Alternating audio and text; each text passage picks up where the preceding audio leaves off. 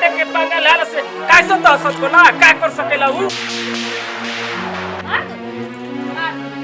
लेकिन एक बात कान खोल के सुन दुनिया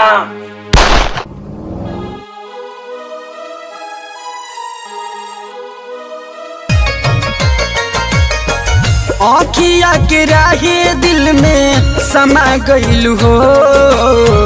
आँखिया के राहे दिल में समा गइलू हो, हमके दीवाना बना गइलू हो।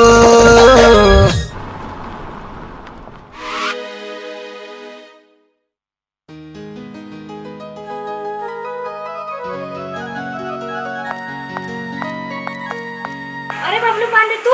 छोड़ा ना के छोड़ो नहीं रखे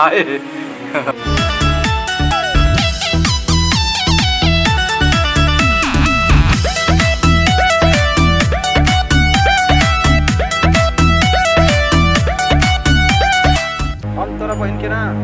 वही ना हमारा के छेड़ चला बेटा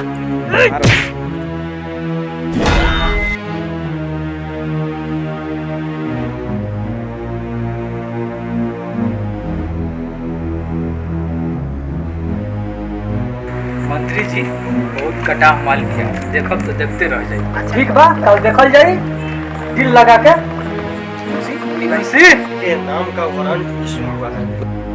कैसे कोरी जान